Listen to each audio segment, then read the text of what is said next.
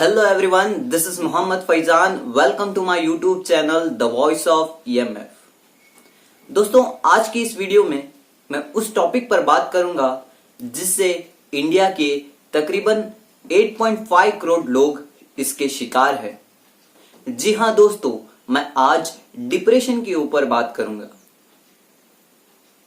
Indian Institute of Mental Health and Neuro Science Bengaluru के हिसाब से 13 साल से लेकर 17 साल की एज के जो बच्चे हैं उनमें से 9.3 मिलियन लोग इस बीमारी का शिकार हैं। इसीलिए तो इंडिया को एक डिप्रेस्ड कंट्रियों के लिस्ट में रखा गया है, जिससे हमारी इंडिया की रेपुटेशन पर असर पड़ता है। दोस्तों, अब हम बात करते हैं कि डिप्रेशन होता क्या है। सैडनेस, उदास रहना। देखिए, सैडनेस के दो तरीके होते हैं, एक नॉर्मल सैडनेस और एक डिप्रेस्ड वाला सैडनेस, यानी डिप्रेस्ड सैडनेस। अब हम बात करते हैं कि नॉर्मल सैडनेस और डिप्रेस्ड सैडनेस क्या होता है।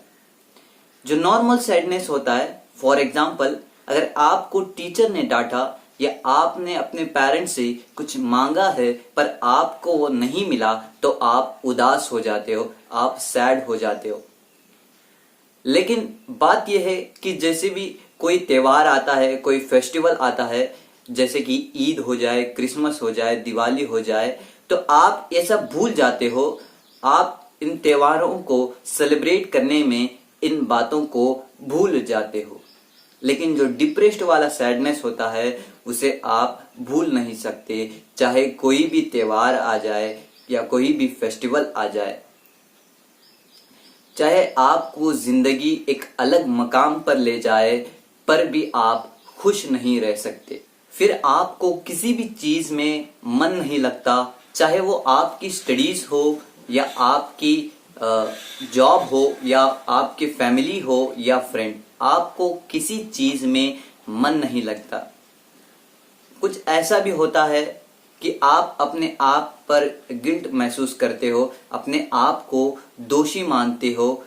थोड़े लोग ऐसा भी कहते हैं कि मेरे से नहीं हो सकता, मेरे कुछ वैल्यूज नहीं है, सो ऑन। दोस्तों, अब हम बात करेंगे कि ये डिप्रेशन होता कैसे है। What are the reasons for the depression. इसके दो कारण हैं, एक बायोलॉजिकल कॉज और एक साइकोलॉजिकल कॉज। हम बायोलॉजिकल कॉज के बारे में आपको नहीं बताएंगे, चाहे आप YouTube में सर्च कर सकते हो, आपको बहुत सारे वीडियोस मिल जाएंगे। इस वीडियो में हम सिर्फ साइकोलॉजिकल कॉज के बारे में आपको बताएंगे। दोस्तों, साइकोलॉजिकल कॉज, इसमें सबसे इंपॉर्टेंट ये है कि अगर आपकी लाइफ में कुछ अनसर्टन इंसिडेंट्स हो जाते हैं या आपकी लाइफ में कुछ गड़बड़ हो जाती है तो आपके माइंड में कुछ नेगेटिव थॉट्स आने लगते हैं, कुछ बुरा आप अपने बारे में सोचने लगते हैं, इससे आपको डिप्रेशन हो जाता है। फॉर एग्जाम्पल, एक छोटा बच्चा है जो स्कूल जाता है। जब टीचर उसे कुछ पढ़ाती है तो उसे कुछ समझ नहीं आता, तो उस बच्चे के माइंड में सबसे पहला क्वेश्चन यह आता है कि मुझे कुछ समझ नहीं आता, मैं जिंदगी में कुछ बड़ा नहीं कर सकता। बताने का मकसद ये है कि आपको छोटी छोटी बातों पर आपके माइंड में नेगेटिव थॉट्स आने लगेंगे, जिससे आपका डिप्रेशन बढ़ सकता है। दोस्तों, तो हमें क्या करना चाहिए। एक बच्चे को, यानी एक टीन एज वाले बच्चे को क्या करना चाहिए। सबसे पहले हमें याद रखना है कि हम जो भी काम करें उसमें आपका इंटरेस्ट हो। हमें ये नहीं सोचना चाहिए कि ये काम में मुझे सक्सेस मिलेगी या फेलियर।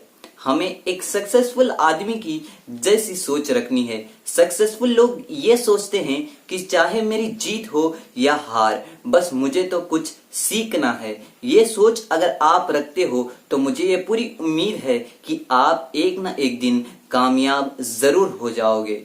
ये सोच रखना बिल्कुल गलत है कि अगर मैं इसमें फेल हो जाऊं या मैं इसमें हार जाऊं तो मेरे से बहुत बुरा हो सकता है। अगर आप हार भी गए तो आपको कुछ सीखने मिलेगा, जिससे आप अगली बार जरूर जीत जाओगे। दोस्तों आजकल के स्टूडेंट्स का जो डिप्रेशन होता है वो या तो उनके मार्क्स के ऊपर होता है या फिर उनके रिलेशनशिप के वजह से होता है। आज के जो स्टूडेंट्स है वो गर्लफ्रेंड और बॉयफ्रेंड में ज्यादा इंटरेस्ट रखते हैं जितना कि वो अपने स्टडीज पर, अपने गोल्स पर नहीं रखते। ऐसे जो बच्चे होते हैं उनकी आधी जिंदगी ब्रेकअप और पैचअप में निकल जाती है। हमें चाहिए कि दोस्तों we have to focus on our goals, we have to set our goals and work on it.